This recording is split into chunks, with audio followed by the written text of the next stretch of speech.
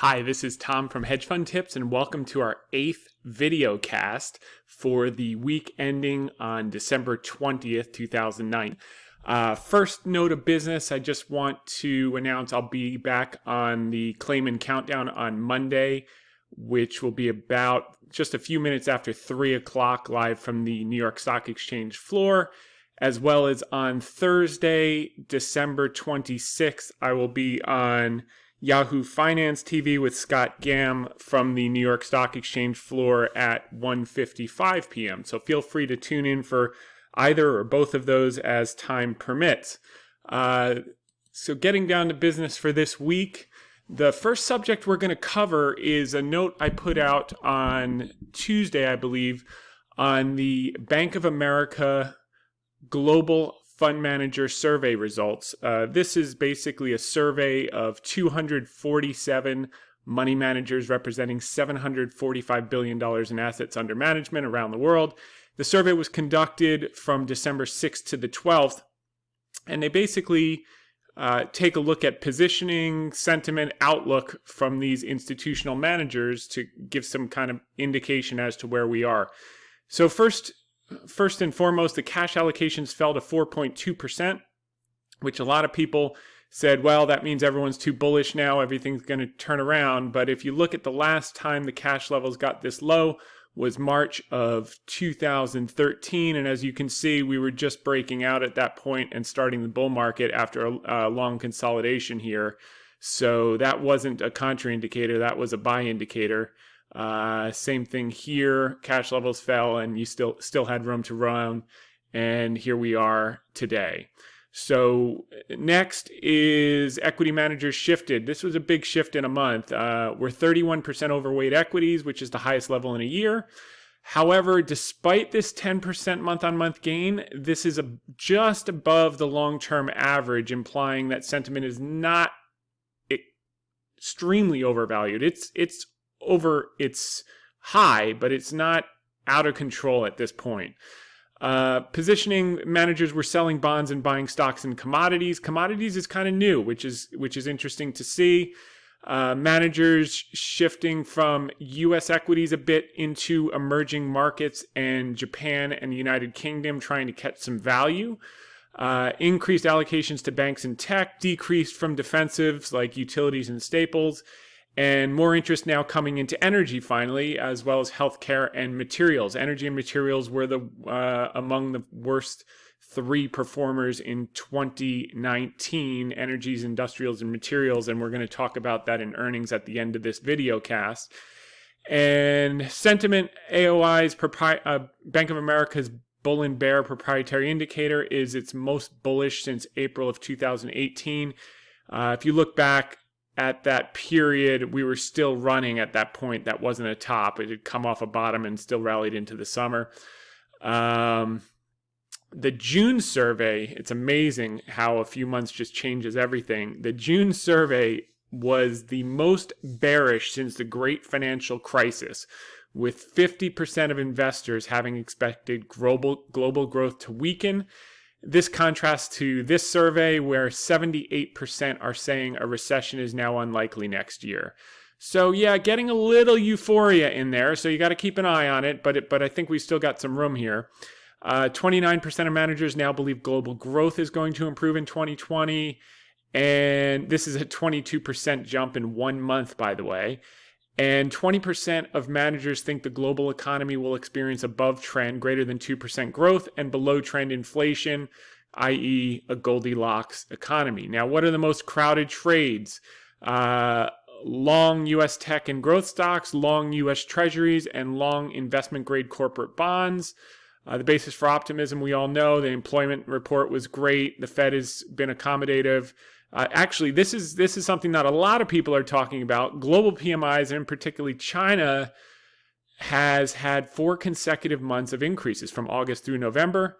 And obviously, this is after the survey, though. There's some optimism about the phase 1 deal coming with close to double the exports will be kicking in, which is just phenomenal because everyone thought it was going to be a nothing burger of a deal, and it's turned out to be quite substantive and well beyond expectations, and it's only phase 1. So the summary of this important survey, it's one of the most important data points that I look at on a monthly basis. Managers are buying equities generally, banks, energy, and commodities. Energy and commodities, that's new, and that's very interesting, and that's great. Second, cash levels at a 6-year low. Last time that happened, we discussed.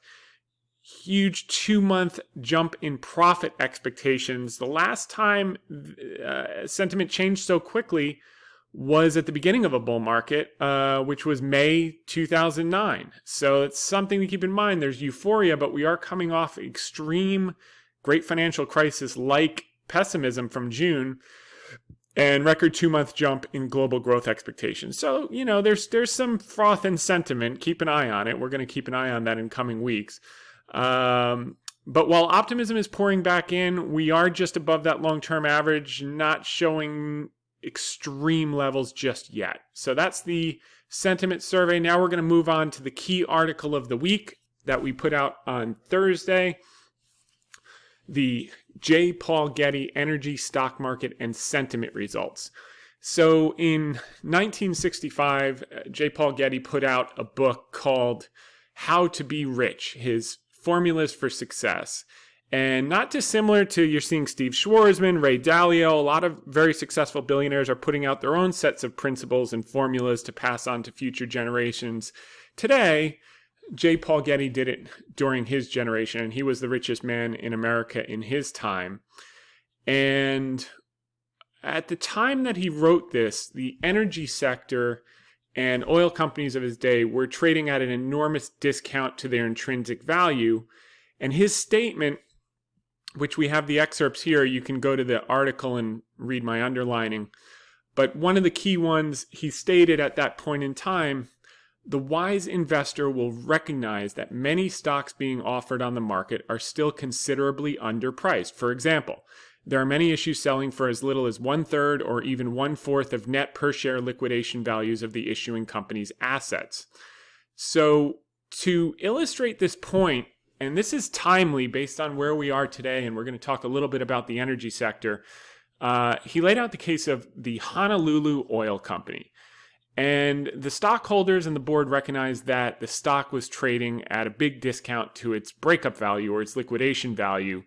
But the stock remained subdued because there was huge pessimism and sentiment around oil prices, around the sector, about, I'm sure it was similar in that they had gotten burned a few times trying to catch the bottom, as has been the case with a lot of managers in recent years.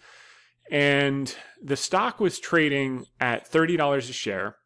And the board figured out if they liquidated the whole company and sold off the assets, even at discounted prices, to other oil operators, they'd get $100 per share. So rather than waiting for the market to recognize the intrinsic value, the board voted to actually liquidate the company, and the shareholders were distributed $100 per share that had been trading at $30 per share. So as Getty puts it, the cash value of Honolulu's assets was more than 3 times as much as the total value of its issued stock. He goes on to say, and I think this is appropriate for where we are today, several oil stocks issued by sound, thriving companies are selling at prices well within any reasonable price to earnings ratio limits. Some of these oil companies also have tangible assets worth 3, 4, and even more times the total value of their stock issued, of their issued stock. The astute investor will find them and profit from them. Now, Getty was also interesting in that not only was he a big oil man, but he made more money in oil stocks than he did in oil operations. And this is a paraphrase from a 1960 article, indirect paraphrase, but basically what he says was, many people think that I became a billionaire in the oil business, and I did, but not from my own oil companies. I could get a good deal from time to time, but never a great deal from another oil man who always knows what his oil is worth. But then I discovered Wall Street that has no idea what their merchandise is worth on a day-to-day basis. And that's when I got wealthy, buying stocks often at half or less of their value and just waiting until they got in vogue, and then they would trade up to 2 times their book value, at which time I'd gladly sell with 4 times more money and wait for the cycle to repeat. So a rinse and repeat type of operation for J. Paul Getty, and it made him a billionaire in the 60s when that was a tremendous amount of money. It still is, obviously. But so that's a very interesting thing that we're seeing. And if you go through some of the exploration and production stocks, it's staggering the discounts that they're trading at and the sentiment. And we've covered in previous weeks that while the composition of total oil output will change, fossil fuels as a percentage of the pie will go down over coming decades, the aggregate demand is going to increase because the demographically favorable regions of the world in Asia, i.e. India and other fast-growing Asian countries in the region that have the most population and the largest middle class, have a much younger population. So even if the percentage of fossil fuels goes down 5 or 10 or 15%, the overall demand for it will go up. And that's why there's really, I believe, a unique opportunity here.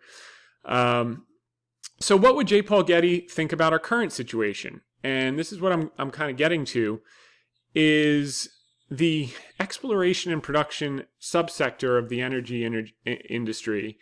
As represented, I just pulled this ETF. There are a number of indices you can follow, but this is XOP, and it's trading at great financial crisis lows of 2009 and energy sector depression lows of 2016. So here's where we are today. And the difference between those periods is in 2009, oil traded down to WTI crude traded down to $33 and change. During the Great Oil Depression of 2016, it traded down to $26. There were many popular commentators at the time calling for $10 and saying that it would never be above $40 again in our lifetime. And today, it's trading at the same prices, but the price of oil is now at $60.85. Now, the bears will say, well, that's temporary. It's going back down. We have a glut, and that's a reasonable argument. But I did go through quite a number of reasons that it's probably sustainable in this 55 to 75 range, and there are a number of imminent reasons why it's in OPEC's interest to keep the price at these levels moving forward. The Aramco IPO, they only floated 1% of the value of the stock. For them to get 40 or 50% out of the stock and gradually release the float to the public, they're going to need to get a $2 trillion valuation. They're going to need oil, Brent in the mid 60s to low 70s, which, depending on the spread, WTI should stay in the high 50s to possibly low 70s, but call it mid 60s would be a range. And for most of these companies, their break-evens are now, with the technology, their break-evens are well below 50, and in some cases $40 a barrel. So this is very interesting and promising moving forward in our view. Obviously, we have a position, so take it for what it's worth. But we'll kind of trace our path as we put out notes and how it's performed. The second fellow this is the greatest in value investor that you've never heard of. His name is Floyd B Oblem, and I found this article a few weeks ago on Macro Ops. You can click here. It's kind of a summary of the guy, and he was a lawyer in the 20s, and he thought he was going to be a major investor, so he went out, scraped up 40 grand, which is worth over $500,000 today. So this was a successful guy. He had some money, and he immediately went out and succeeded in losing 100% of his money pretty quickly. So he got kicked in the teeth. He paid his market education, tuition cost, and he retreated for a little while. And then he came back later. He scraped together another 39 grand in a partnership. So he raised some friends and family money and figured he'd have another go at it. And he was certainly successful because he grew that to $6 million between over a 6-year period. And I'm just quoting from the Macro Ops article. That was a 2,500% annual CAGR during that period. So he was a deep value guy, special situations guy, did a lot of energy, utilities, etc. And then following that run, he parlayed that into a huge business. He had a fund called Atlas, grew to 150 AUM, which is a couple $1 billion in today's money. And like Getty, he was among the wealthiest Americans of his time. Also like Getty, Oblem shared a penchant for buying stocks that traded at a significant discount to their intrinsic value, which naturally, as has been the case for the last 100 years, led him to the wonderful boom-bust cycle of the energy sector, which he found himself dipping its toes in from time to time during his career when the cycle bust and he could go in and buy the companies on the public exchange at a discount to the liquidation value. So you can read this in the article, but in the case of the oil companies that they did, FBO Floyd B Oblem had determined they owned proven reserves that even at current prices were worth more per share than the price at which their stock was selling. In essence, Atlas was investing in oil itself, taking advantage of a market imperfection. So this rhymes with Getty, right? Isn't this the exact same thing that Getty was saying, call it 30, 40 years later? So these cycles repeat, and here it just goes on to say, Atlas took large positions in several oil companies. FBO proved the validity of the dictum that the best time to buy is when everyone else is selling, similar to the situation we're in right now. And in the case when he was getting aggressive was at the end of World War II. Oil companies were depressed at this period because I guess the perception of declining economy, and it turned out to be the beginning of a boom for 20 years.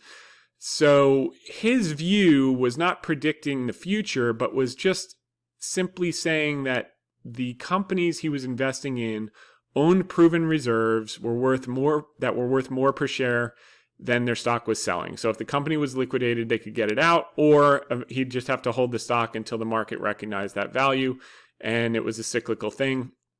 And, we are making the case for the same type of situation or a similar situation now. October 12th, we put out our first article, Snake Oil, How Portfolio Managers View Exploration and Production Stocks. This sentiment's changed a little bit in the last couple of months, but it's been extremely depressed, and it's still a very polarizing subject. Some people are very against and think that energy is done. I mean, you could shut off fossil fuels today and we'd go into the dark ages. But so at that time, the XOP was trading at $21.09 when we put out the article. I followed up with an article in early December when it was trading even lower to $20.41. So it had lost about 70 cents per share. And this one is a very comprehensive article. So if you're interested in this thesis, I'd definitely check out and trace the progression of the thesis here to this one, the Taylor Swift Bad Blood energy market. And this kind of talks about the sentiment, and it goes into a number of billionaires who have been buying in energy in scale this year. So similar type of thesis, just reemphasizing some of the points we've gone through. And then it goes through, who's buying? Warren Buffett, Jerry Jones, Carl Icahn, Sam Zell, Tom Barrack, Lee Cooperman, Richard Kinder, Harold Hamm, Bill Gross, Kelsey Warren. So these are all guys who have made a lot of money buying things when they're down and out and holding them. And it's quite a prestigious list. Certainly a group that I'd want to follow. I'd be willing to be wrong if they're all wrong, but these guys don't get it that wrong that often. So, and then we talked a little bit about sentiment, etc. So back to the main article. I followed the December 5th article up with a quote a couple weekends ago in the Financial Times. U.S. Markets editor Jennifer Ablin put out a terrific article about big name investors target battered energy sector. And since that period, just in the last 2 weeks, as sentiment has changed here, the exploration and production sector is up 16.5% off of the lows in 2 weeks. It's up 10% off of our original article in October. So we're starting to see a sentiment change, and that's good news. What happened in the last 2 weeks is, fine. That's the good news. The bad news is it really doesn't matter. For this to work out, you've got to take a long-term view for this thesis to play out. So think in terms of 3 to 5 years versus 3 to 5 days or weeks. This is what we do more in client accounts versus the trade service, which is a shorter term service. So in the Financial Times article, I said, and this is a key concept. So why is it trading so low? Oil's up to $60. Economic growth is coming back. We've got a trade deal with China. The dollar, maybe it's starting to weaken a little bit. That would be helpful to commodities. So why is everyone so down and out on the sector, other than getting burned a few times over the last few years as the sector bottomed? And the number one thing is everyone's afraid of leverage and debt. So Wall Street has stopped lending because producers have had zero capital discipline. They've just produced with reckless abandon for years. And the more money they give them, the more it pushes down the price of oil, the more the production goes up, et cetera, et cetera. It's been a horrible cycle. So now that's reversed. They said no more money for you until you start showing discipline and returning capital to shareholders. So they've shut down, the rig count's down about 25% year on year, which is going to affect the supply and demand equation. We're seeing it in the price of oil. But the fear of managers is default. And these are highly leveraged companies. It's basically the junk bond index. And the case that I make in Jennifer's article is that you should,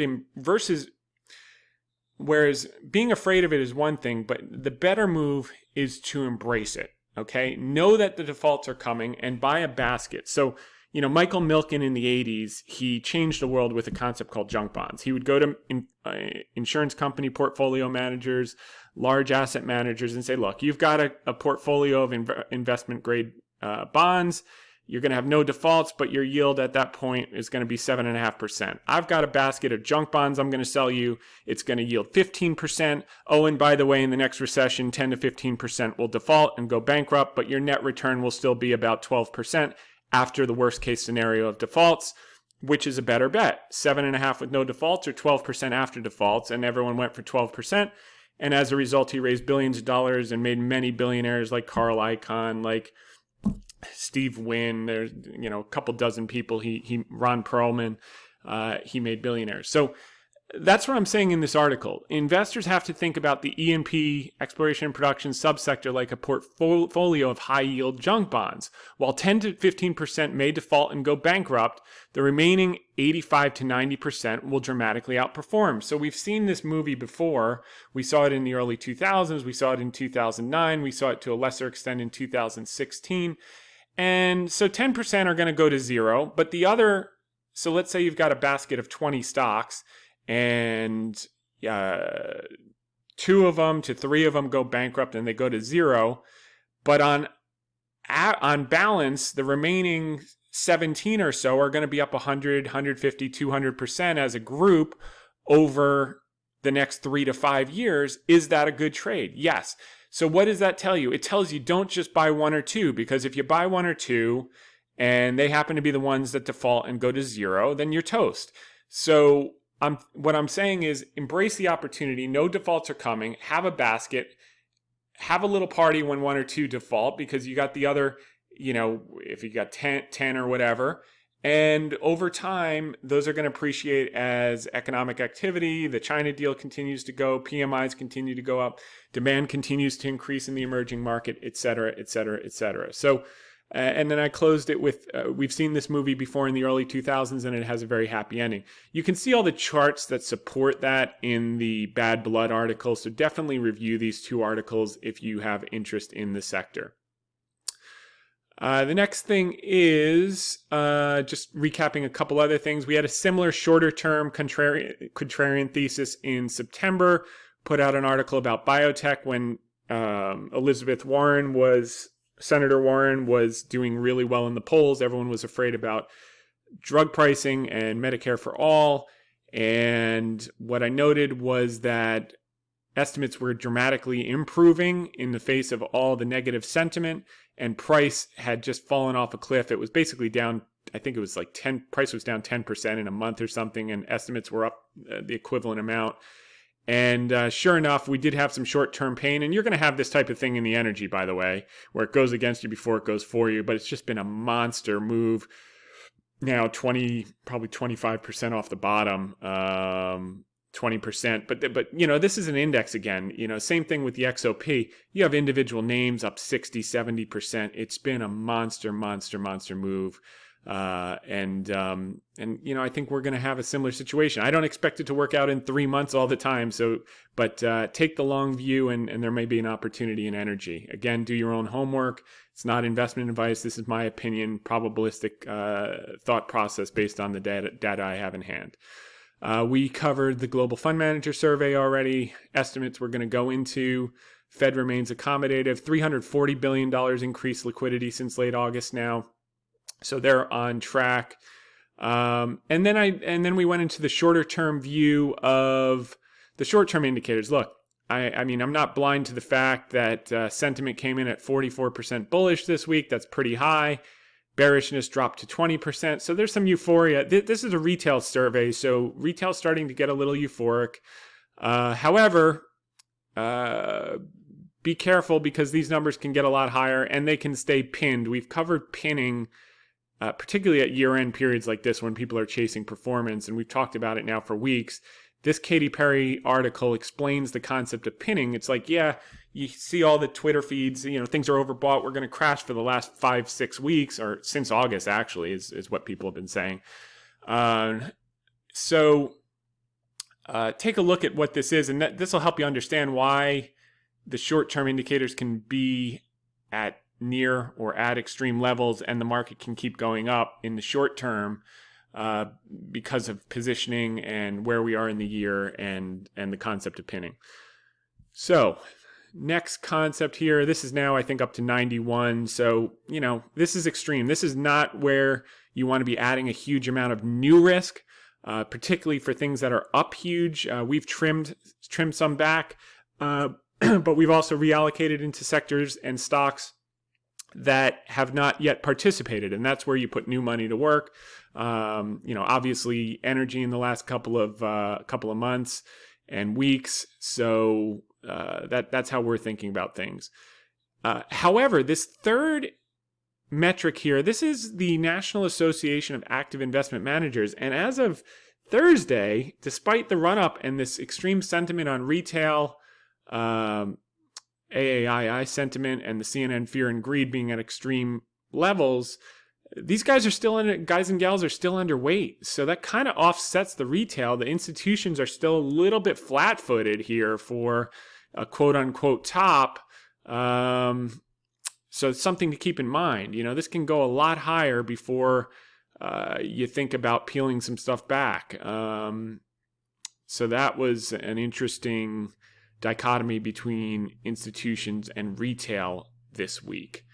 The next thing we're going to talk about today is we try to do 2 sectors a week of earnings estimates and revisions.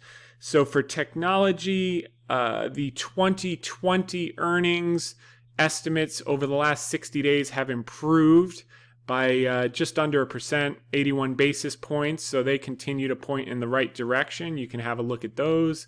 That's the top 30 weights of the XLK. And for communication services, we covered the growth rate, which is a different metric.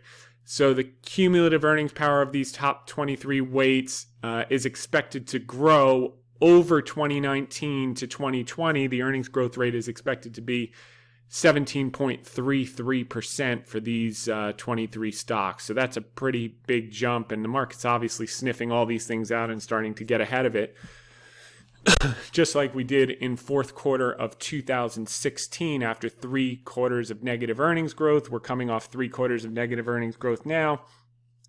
They had 11% earnings growth in 2017. We're at 9.6%, so close to double digits, and the market's sniffing it out. And obviously from Q4 16 to Q1 18 was a huge rally in the S&P, close to 30%.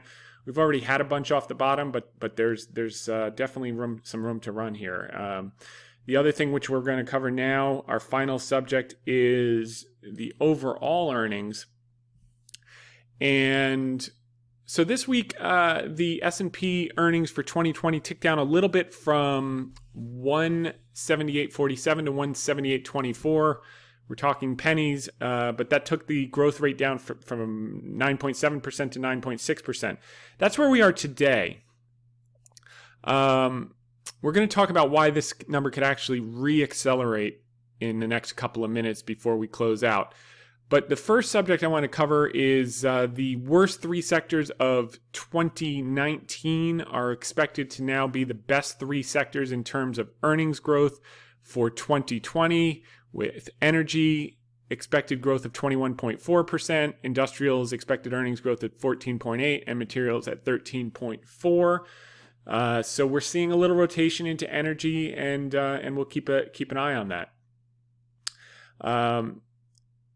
The Q4 earnings for Q4 2019 dropped 10 bips, but the average improvement over the earnings period is 3.7% for the last handful of years. So that puts us at the first quarter of positive earnings growth since we've had 3 sequential quarters of negative earnings growth in 2019. Now we're shifting into positive gear, which is very constructive.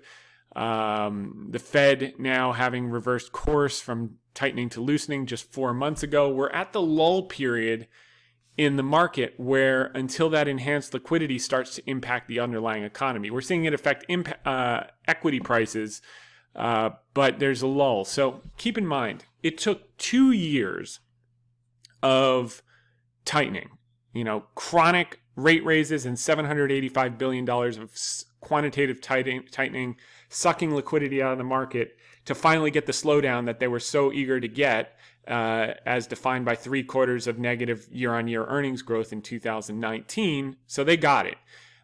So there was a lagged effect. The economy kept growing in 2018 until they finally, did everything they could. They had to work full time, but they finally choked the growth from the tax cuts, working day and night. And then they got their wake-up call in December and they shifted gears. So, we've been in this accommodative stance for basically 4 months. So this lull period is kind of the period that we just have to wait for it to start to kick in. And what I think could happen now with the phase 1 being a material deal and kickstarting our economy, and the 75 basis points and $340 trillion of increased liquidity, which at that pace we're going to unwind 100% of the quantitative tightening by springtime. I think a lot of people were skeptical about the Fed doing the right thing and skeptical about the phase 1 thing getting done. Now that both of those are done, people are like, okay, well, maybe earnings estimates can stabilize. I think what no one is expecting, that's a real possibility that I've been talking about for a number of weeks, is that you could start to see positive earnings revisions upward in the coming weeks and months for 2020. And this 178.26 or whatever it is, 178.24 we could potentially see it move back up above 180. And you couple that with a lower interest rate, possibly a weakening dollar, which could impact earnings, and some multiple expansion. We've got a little bit of multiple expansion already, but then you couple it with upwardly revised estimates, which is no guarantee, but it's something that no one's looking at, and I think it's a real possibility here. Kind of all the ingredients are in the cookie. Now we just got to bake it and see what comes out. But I think we could have some positive surprises. And it's also evidenced here is that the bottom-up consensus target price for the S&P 500 for 2020 is 3,430, which is only a 7% increase above yesterday's closing price, which is interesting to me because we're going to get 9.6% earnings growth. I think we're going to potentially get more. We'll see how guidance comes in Q1. But the implication of what they're saying is that we're going to get slight multiple contraction. So earnings grow at 9.6, you get a 7% increase, 12-month price target. the implication is that you get multiple contraction. I just don't see that, having cut rates 3 times, 75 bips, increase liquidity, what'll be probably $600-700 billion by springtime, and have global PMIs starting to improve. I think more likely you're going to see some upward revisions, and you're going to see some multiple expansion, and maybe we see 3,500, maybe we see 3,600, who knows. And yeah, there will be your pullbacks, and they're going to have to work off some of this froth, this run up in year end. So you expect that volatility, but the fundamentals are looking better and better. So let's just take it week by week, and we'll be flexible. If the data goes down, we'll take our expectations down. But I think there are too many things in place that want to take the data up. We'll see. Now, we did the S&P target price. Now we're going to cover the energy sector. Is expected to see the largest price increase at 14.2%. That's consensus, and how they calculate that is energy has the largest upside difference between the bottom-up consensus target price and the closing price. So basically, it's trading at the biggest discount to analysts' 12-month forward estimate target prices.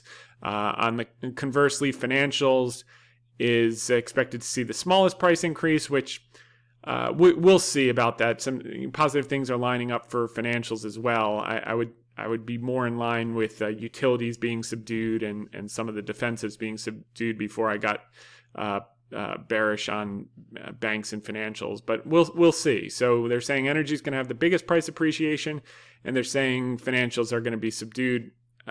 Let's see. Next, Eurostock 600 this week confirmed the S&P 500 earnings growth expectations. Q3 came down by 70 bips, Q3 2020, but Q4 went up by 70 bips, so no net change, which blended rate, they're going to be near double-digit earnings growth, which again, no one's focused on. Europe is confirming the growth in the U.S. So a lot of positive things here. Glad you could tune in on this holiday weekend. Merry Christmas and happy holidays to all. If you found this video helpful, click like and subscribe, and we'll see you back here next week for VideoCast episode number 9. Have a great one, everyone.